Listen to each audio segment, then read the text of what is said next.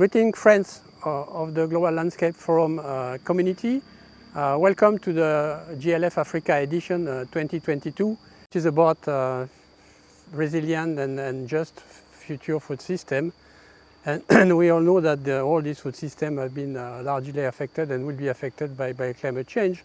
So the topic of my talk today is about nets, net zero, non-emission technology, and also silver bullets. And I'm going to organize my speech in three parts. The first part, I'll make a brief summary of where we are. The second, how we get there. And the third part is there any chance that we can go in another direction? And although it's supposed to be an inspirational talk, I mean, sort of maybe the first two parts will sound a bit depressing, but I hope that the third one will be inspirational. So where are we now after 30 years of climate negotiation? I mean, we are at the stage where there is a 50% chance that in the 5 years to come, we will overshoot the 1.5 degree scenario, at least for 1 year.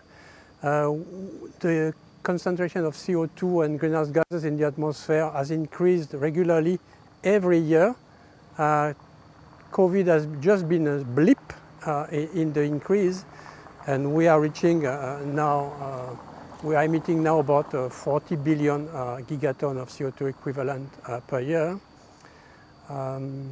So we are a bit like the captain of the Titanic. You know, this poor guy had 1 minute to take a decision, and if he didn't take the right decision within the 1 minute he had, whatever decision it will take after will be too late, because the ship will not be able to turn fast enough.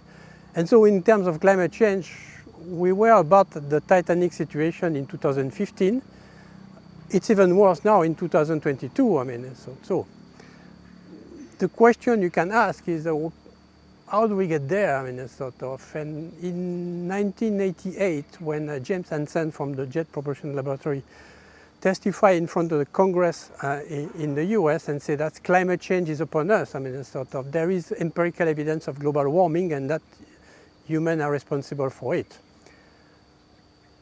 At that stage, we were emitting something like 22 gigaton equivalent of CO2 in the atmosphere. And had we taken action at that stage, we could have reduced this 2% per year and reach the Paris Agreement of 1.5 degrees Celsius. That would have been difficult, but that would mostly been manageable, because that would be a decision of, okay, let's pause and let's stop a little bit on the fossil fuel, increase the green energy, look at that. So that would have been manageable. Unfortunately, as we have explained in the first part, we are not there. So what happened? In 1992, people were very happy and confident, say, oh, many countries signed a declaration saying that we need to stop emission and go back to level pre-1990 or so whatever date was been agreed. I mean, so, but in 1997, there was the first attempt on that with the Kyoto Convention, and we hope that the Kyoto Protocol will help us.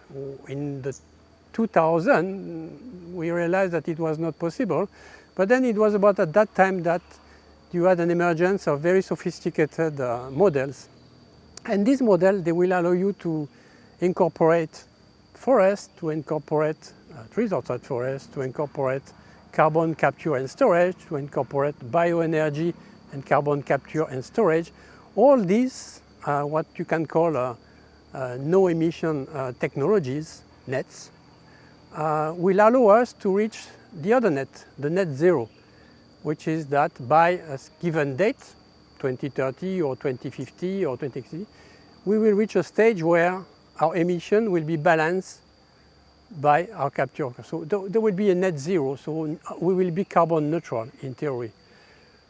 Unfortunately, I mean, sort of, we took the Titanic decision a bit too late, and we are now pretty sure that even if we were able to implement all the net, the non-emission or negative emission technologies, we will not be able to reach the Paris Agreement. So we will have an overshoot of the scenario.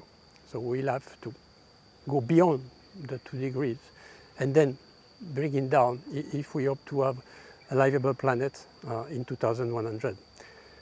What happened with these models is that they allowed us to live in a sort of a very nice dream, and by churning numbers we always find a technical or technological solution that will allow us to reach our expected downsizing of the greenhouse gases emission without having to change too much our ways of living, at least in the developed country.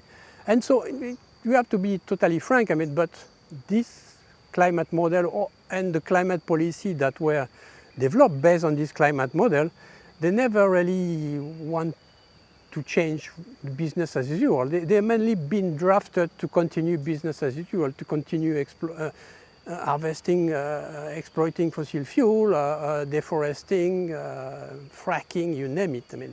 They were really not developed for solving the climate issues.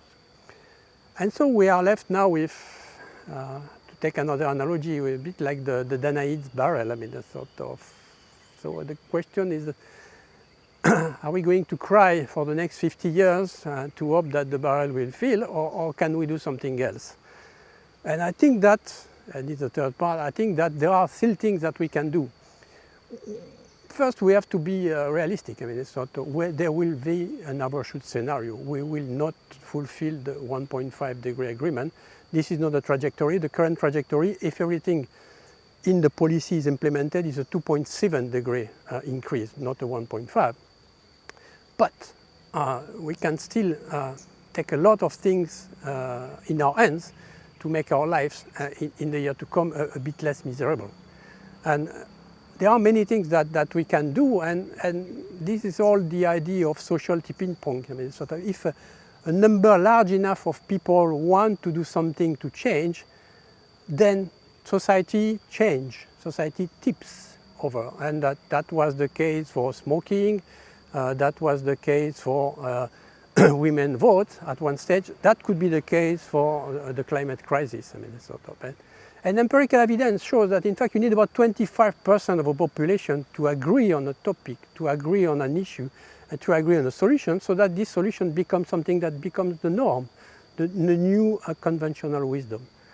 And we have many avenues, but we have to realize that many are long-term. So planting trees, for many other reasons than storing carbon, is a good avenue for long-term.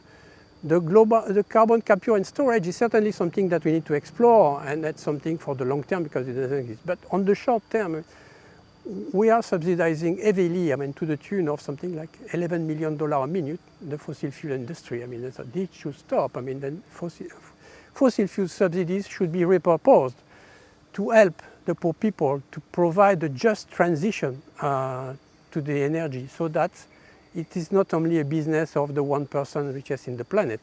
There should be climate justice. It's totally unfair and it's totally unrealistic to ask a continent like Africa, that is responsible of a mere percentage of the greenhouse gases emission, to forego any development, because we in the developed countries, or in the BRICS, we are responsible for about 75% of the emission. So there should be climate justice, and repurposing incentive could be a way to achieve that without spending more money than we spend now. We could also spend less in building weapons of mass destruction, because we won't need them if the climate is getting really awful. And so that's a short-term decision. Another short-term decision could be in terms of taxing the super rich or redistributing wealth. 1% of the population manage 50% of the resource of the planet. So these are the short-term decisions, but for that we need to be engaged, and this is where the GLF community can help. If we all pull in the same direction, if we all run fast enough in the same direction, then we will beat the Red Queen that is just running to say on stop. And then we will manage to have an impact in terms of changing the trajectory of climate change. And I hope that some of the discussion in this coming conference and all the GLF community pulling together we help convince policymakers, decision makers, captain of industries that this is a time for change and change is possible, but we have passed our best option and now we need to prepare for the worst and hope for the best. Thank you very much.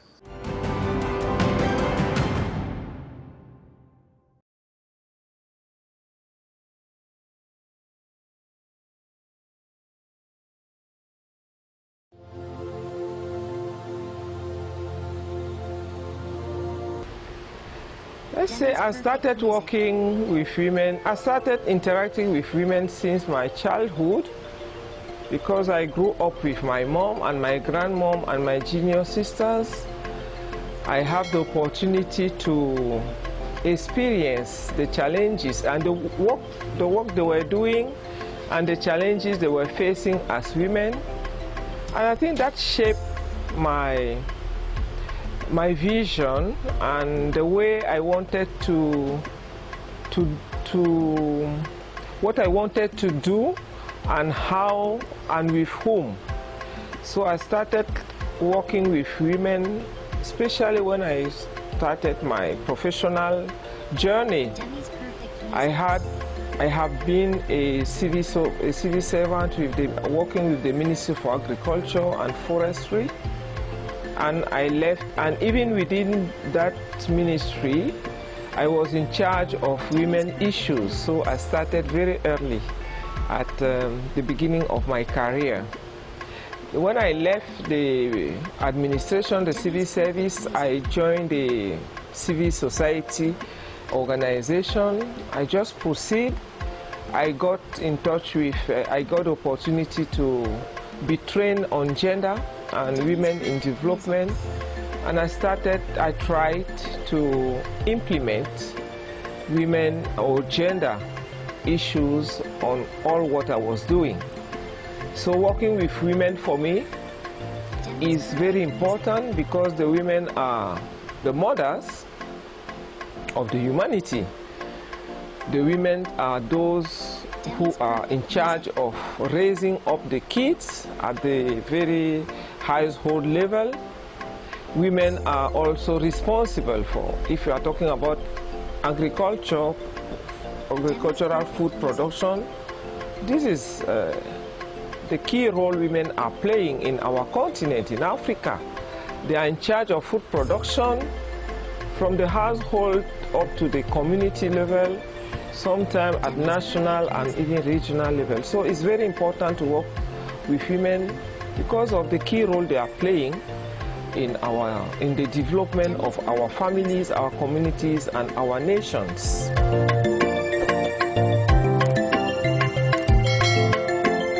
REFACOF is the African Women's Network for Community Management of Forests. It's a network of 20 countries now. In West and Central Africa, including Madagascar. Our mission is to promote women's rights in Africa and advocate to shape policies and practices for gender equity in relation to land and forest tenure. That's what we are trying to do, is a platform for advocacy for women's rights.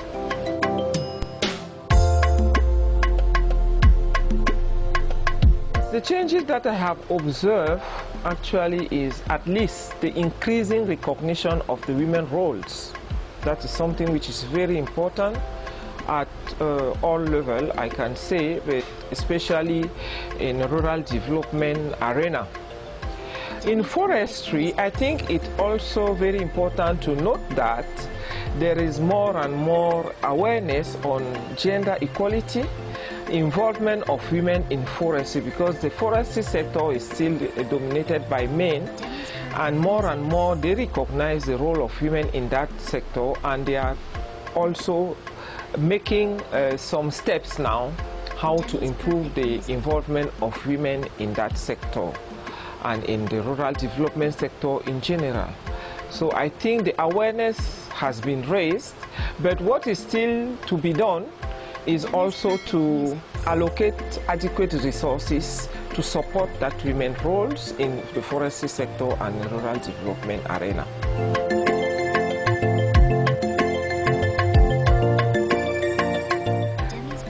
Equitable and resilient food system for me is that system that is all what we're doing with a climate-friendly approach, considering the climate. It is that system that puts at the center of everything people, but mostly rural women and indigenous women. That system with innovative technologies, taking into account indigenous technologies that has been developed by women over the decades, over centuries, I can say, and that help to reduce losses, post-harvest losses. Is also the system where we can say it is making the best use of food from the forest, because very less is done for that so far.